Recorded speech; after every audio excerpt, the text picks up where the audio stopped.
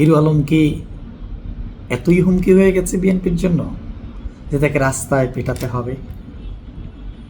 ভুলে গেছেন আরাফাতের সঙ্গে তার যখন নির্বাচন প্রতিদ্বন্দ্বিতা হয়, আরাফাতের লোকজন যখন হিরো আলমকে মারধর করে, তাতে কি আরাফাতের শক্তি বৃদ্ধি পেয়েছে, সুনাম বৃদ্ধি পেয়েছে?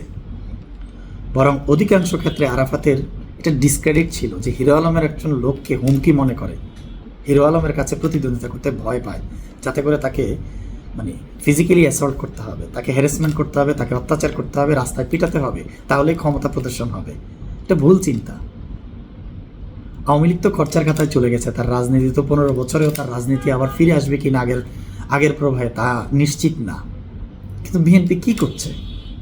বর্তমানে বিএনপির জন্য একটা উন্মুক্ত মাঠ, যেখানে ভালো করার সুযোগ ছিল, তাদের জনগণের পাশে আসার সুযোগ ছিল। 5ই আগস্ট যখন শেখ হাসিনার পতন হয়, আওয়ামী লীগের পতন হয়,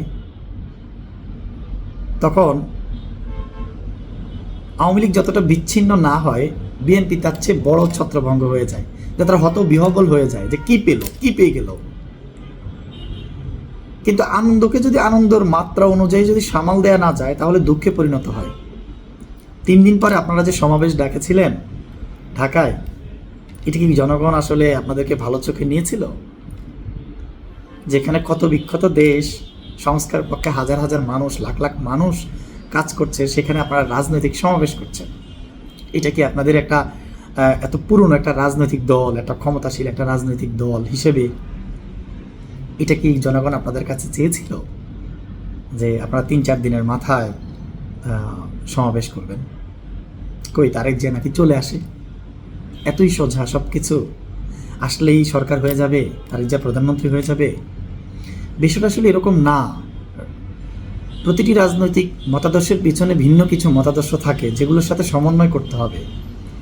অন্যথায় বিএনপি ও আওয়ামী লীগের মতো একেবারে নিষ্ক্রিয় একটা দলে পরিণত হবে। জাতীয় পার্টি যেমন নিষ্ক্রিয় হয়ে গেছে, আওয়ামী লীগ তো সেই পথেই চলে গেল।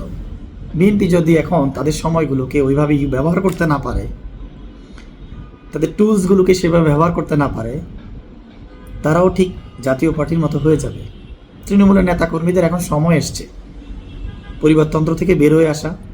আওয়ামী লীগ এবং বিএনপি, জাতীয় পার্টি, এই 3 দল থেকে বেরিয়ে আসা, অবশ্যই বেরিয়ে আসা এই জন্যই প্রয়োজন যে এই 3টা দল বাংলাদেশকে আসলে কিছুই দিতে পারেনি, বাংলাদেশের মানুষের আশা আকাঙ্ক্ষা কিছুই দিতে পারেনি। তৃণমূলের নেতাকর্মীরা গত 15 বছরে আওয়ামী লীগের 50%-রও বেশি নেতাকর্মী কিছুই পায়নি দল ক্ষমতায় থাকা সত্ত্বেও। আর বিএনপির শতভাগ নেতাকর্মী সব কিছু হারিয়েছে। দিন শেষে কি মনে করেন? আওয়ামী লীগ চলে গিয়েছে, যারা এই যেই নেতাকর্মীগুলো কিছুই পায়নি, বরং তারা এখন আরও বেশি কিছু হারাবে। আর বিএনপির যেই নেতাকর্মীরা গত 15 বছরে সব হারিয়েছে, তারা কি আবার সব কিছু পেয়ে যাবে? না। রাজনীতি আসলে এমন একটা প্রক্রিয়ায় আমাদের দেশে চলছে যে গুটি কয়েক মানুষ শুধু রাজনীতি থেকে সুবিধা নিচ্ছে, আর বাকি সবাই ছাগলের 4র্থ নম্বর বাচ্চার মতো শুধু সমর্থন এবং শ্রম ঘাম সব দিয়ে যায়। এটা আসলে রাজনীতি না। দলখানা প্রক্রিয়া থেকে বেরোয় আসতে হবে। দল যদি ভুল করে, দলের সমালোচনা করতে হবে, তাহলে এটাকে রাজনীতি বলে। দল করা আর রাজনীতি করা দুটো এক জিনিস না। আপনি যদি জনগণের সেবা করার জন্য রাজনীতি করেন, তাহলে জনগণের আকাঙ্ক্ষা নিয়ে আপনার কথা বলতে হবে। হ্যাঁ, অবশ্যই একটা দলের সমর্থন নিয়ে, কিন্তু দল যখন ভুল করবে তখন দলের বিষয়ে কথা বলতে হবে। বর্তমান বিএনপির যে কর্মকাণ্ড, তা আসলেই সুখকর না। বিএনপি আরও ভালো কিছু করতে পারতো, জনগণের খুব কাছে গিয়ে এই মুহূর্তে জনগণের সিম্পিতি নিয়ে তারা আসলে খুব ভালো একটা মাঠ তৈরি করতে পারত। বর্তমান আমাদের দেশে আসলে দল তো দুইটাই, আওয়ামী লীগ এবং বিএনপির উপরে তার বড় দল নেই। জামাতকে তো আসলে সারা বিশ্ব আন্তর্জাতিকভাবে ক্ষমতায় আসতে দেবে না, জামাত বিরোধী দলে যাইতে পারবে, বাট জামাতকে আসলে ক্ষমতায় আনবে বা আনার ব্যাপারে সমর্থন দেবে আন্তর্জাতিক মহল কখনোই এই কাজ করবে না। কারণ তারা চায় না ইসলামী শক্তিগুলো শক্তিশালী হোক, ইসলামিক রাজনীতি শক্তিশালী হোক। এটা আসলে আন্তর্জাতিক রাজনীতির একটা বড় খেলা।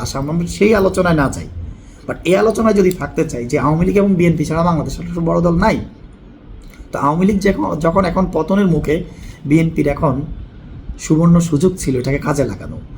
কিন্তু নীতিগত এত ভুল সিদ্ধান্ত, এত পরিমাণে আসলে নেতৃস্থানীয় যারা আছে, কেন্দ্রীয় পর্যায়ে যারা আছে, তাদের আসলে মাথা ভর্তি গোবর। যেখানে আওয়ামী লীগের আসলে কেন্দ্রস্থানীয় নেতাকর্মীদের মাথায় যখন ব্রেনের পরিবর্তে, মগজের পরিবর্তে গোবর বাসা বাঁধছে, বিএনপির এখন কেন্দ্রীয় পর্যায়ে যারা আছে সবার মাথায় এখন গোবর, যে কারণে তারা ভালো সিদ্ধান্ত নিতে পারছে না, তৃণমূলের নেতাকর্মীরা সামাল দিতে পারছে না। এতে করে আসলে বিএনপির উপরেও মানুষ আর আস্থা রাখবে না।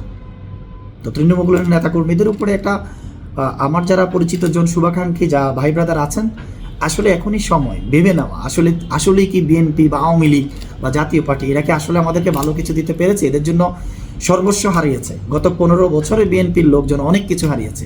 তো বিএনপির লোক আসলে কিছুই দিতে পারে নাই। আওয়ামী লীগের কথা তো বাদই দিলাম, জাতীয় পার্টি বাদই দিলাম। মানুষের আসলে ভিন্নভাবে চিন্তা করার সুযোগ এসছে। বিএনপি যদি করতে হয়, আওয়ামী লীগ যদি করতে হয়, পরিবারতন্ত্র থেকে বেরোয় আসতে হবে, গঠনতন্ত্রতে আমূল পরিবর্তন আনতে হবে। আমি মনে করব যারা শিক্ষিত মানুষ, যারা রাজনীতি করেছেন বা করার ইচ্ছা আছে, তাদের প্রত্যেকেরই উচিত এই বিষয়গুলো নিয়ে চিন্তা করা। অবশ্যই দেশের প্রয়োজনে, মানুষের প্রয়োজনে কাজ করা, কোনো দলের প্রয়োজনের না। ধন্যবাদ সবাইকে।